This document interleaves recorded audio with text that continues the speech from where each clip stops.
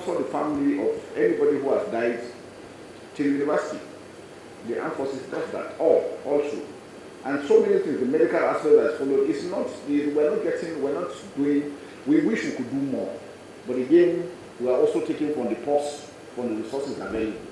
But I can tell you, we're not throwing our people away. The welfare of our men is very important, like I mentioned. Because the way we treat those ones that have left will determine the ones that are serving their level of commitment. And we are very, very mindful of that, and then we'll continue to do that. Those of them that went, you watch the clips, some of them told you they were taken to Germany, some people were taken to Dubai, Egypt, all because of treatment. And that's called for the importance for us to be able to develop our own medical system so that we don't need to go out. Because you can imagine how much money it costs to take one person out. That money will treat more people on ground if they are here in Nigeria. So I'm happy that we have new hospitals that are also coming into Nigeria, and we're hopeful that it will be cheap enough and kind enough to also extend. I've met a few hospital proprietors that are willing to also assist members at their own contribution to the peace effort, and I think that's what we should try to increase. Well, what would say one to rate our performance? Well, I don't know. I don't want to go into figures and all these things. All I'm saying is that Abuja Kaduna Road is free. If you go there at night, you see the number of people moving. Schools are opening, markets are opening. For us, those are indicators that things are getting better. And once you go from insurgency and you start seeing this little idea of criminality, because that's how it starts. It goes up. Once it starts coming down, it goes down like that. Like in the South, because now they don't have ability to break pipeline, do all this stuff, they started sea piracy, doing robbery, minor robberies and all this, to show you that they cannot get to their objective. So, and that is why I said law and order. Every society must be able to have law and order being implemented. Criminals must be dealt with as criminals. Like I'm happy somebody mentioned the issue of cases pending, or you give bail. These are not things what the military can do. Because we cannot even prosecute. Whatever we do, we hand over. And so it has made, we can only prosecute our own personnel to some extent. Now with human rights, in those days, in Liberia, an officer shot another person and killed him. He was court-martialed, tied to the stake and shot. Case finished. But do that nowadays, the whole country will be upright that you're trying to kill people. So you see, those are the things, the dynamics that are also affecting our system. Because the military law is military law, it has its own standard that we follow. But because of human rights and our civil, so we have to obey those things. So it bends the law, and once people cannot see the repercussion for their action, impunity sets in. And it is that impunity that we're in now. You take somebody to court, he's given bail, and the case is gone. It's not what the military can do. So those are the things we're appealing that we should look into it and be able to address. Strategies, there are so many. And with asymmetric warfare, it's not like the conventional. Conventional is country to country. You know who your enemy is. Now we're dealing, you don't know who your enemy is. That person that is smiling with you could be the enemy. So you see, it makes it more dangerous and more difficult. There were issues that we had, we do clearance operation, we go into communities, they will just bury their weapons and come out and tell you. And if the man is not carrying arms, to you, you can't determine. You pass and go. Behind you, he digs out those things and attacks you from the rear. This is what we constantly face.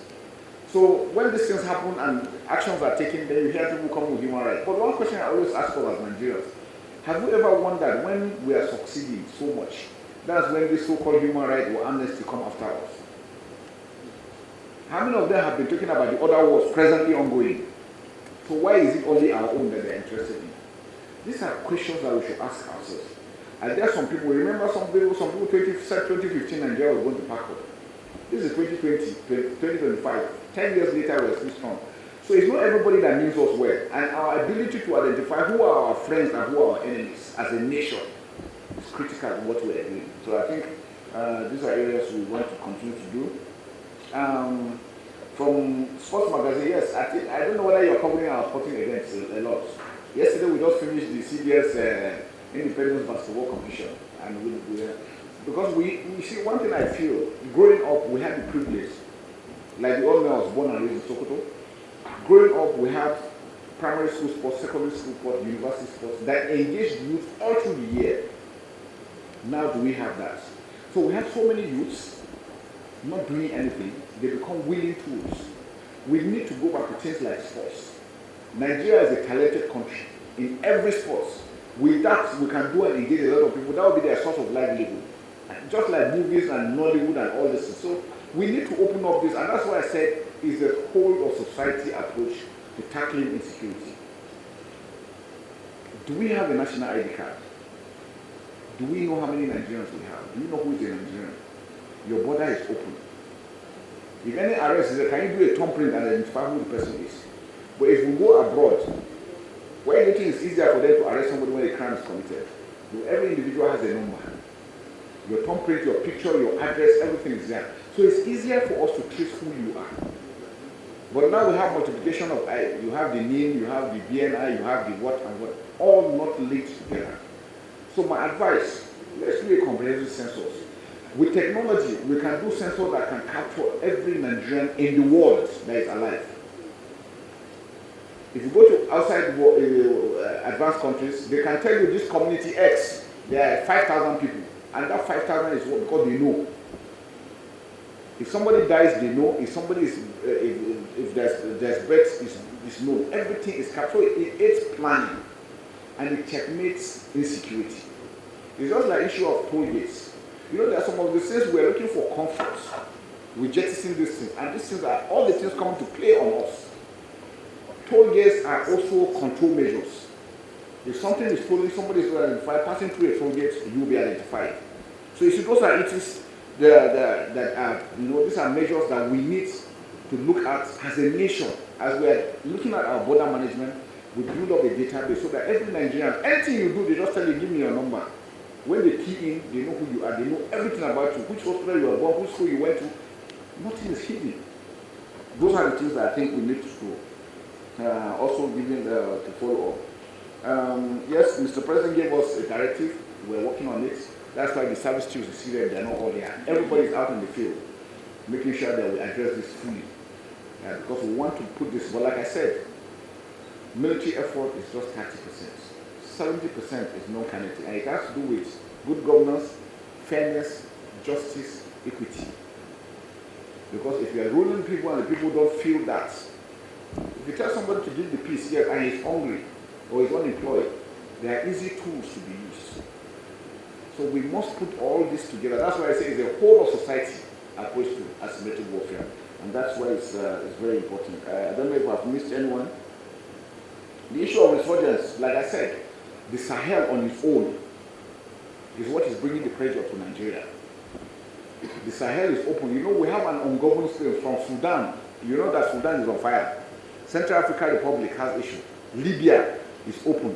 All the arms and ammunition and everything they have there is an ungoverned space. So movement, and that's why this immigration you see in this Japan, how many of Nigerians you see them traveling through the desert? It's all this playing out. They're putting the pressure into Nigeria. And that's why we need to be holistic in our approach in addressing this issue clearly. Issue of retirees, no. The armed forces, I think, is one organization that I think has been doing well. Yes, you might say maybe the money might not be, but then they are being paid their allowances. That one you are paying a moment before you go. The armed forces is really the best. They are also available. Our hospitals and these things are there. Now, efforts are being made by the federal government to also make sure that we look into the issue of housing for all of them. Any of them that has any issue on any allowance is taken care of. Yes, sometimes there might be delay. It affects everybody. Nigeria is going through stress, so it's not like that. But I can tell you that they are being taken care of. Their salaries are paid. Just recently, we've gone through using improved ICT to make sure that instead of bringing them you find out every quarter or so, they bring them to come for verification. Now, no. It has been decentralized. You can stay where you are and verify, and we know who you are. What we found out again, there is a lot of issues on it. Sometimes you find a lot of discrepancies. So efforts are being made to ensure that we address them very well.